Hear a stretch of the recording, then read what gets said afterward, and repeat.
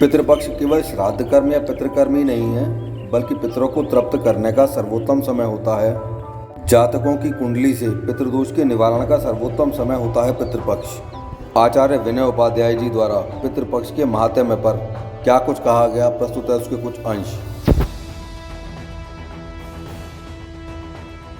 राधे राधे।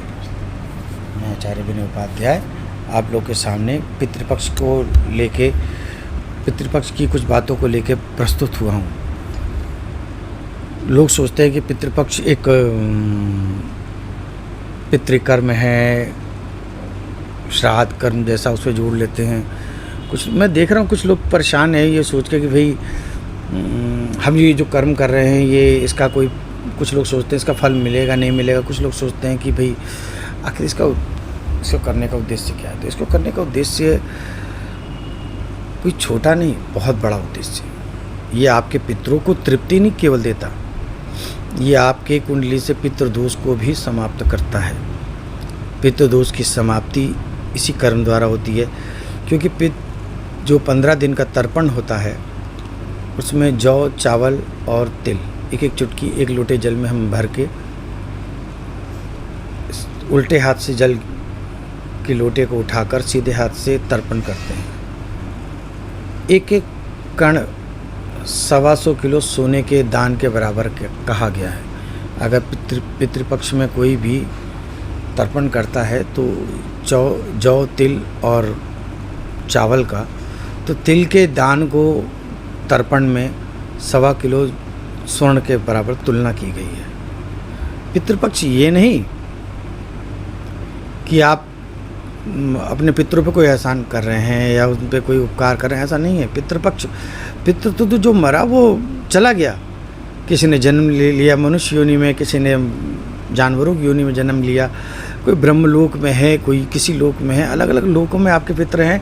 ये आपको थोड़ी पता है कि आपके पितर किस किस लोक में है। लेकिन अगर आप पितृपक्ष को नियमता करते हैं तो इसमें दो कार्यवाहक हैं पितृपक्ष में। एक विश्वदेव कहे गए हैं और एक अग्निश्रवा।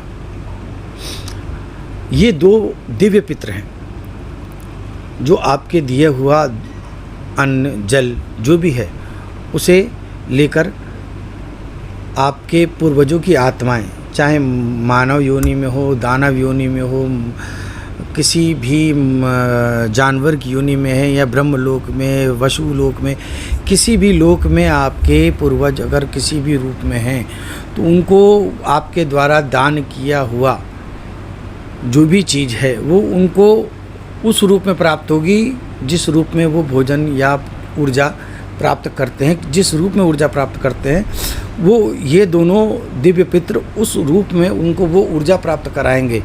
अगर आपका पूर्वज कोई मनुष्य योनि में जन्म लेके कहीं भूखा प्यासा तड़प रहा है तो ये पूर्वज आपके द्वारा दिया गया हुआ अन्न उस पूर्वज के पेट की जठराग्नि को तृप्त करेंगे।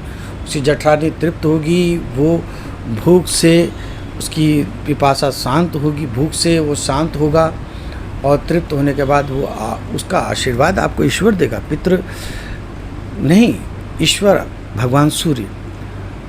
तो दोस्तों ये भगवान सूर्य का सबसे श्रेष्ठ पर्व है। अगर अपनी कुंडली से पितृदोष को समाप्त करना चाहते हैं आप, तो आप भगवान सूर्य की उपासना के लिए सबसे अच्छा समय जो चुना दिया गया है वह है पितृपक्ष।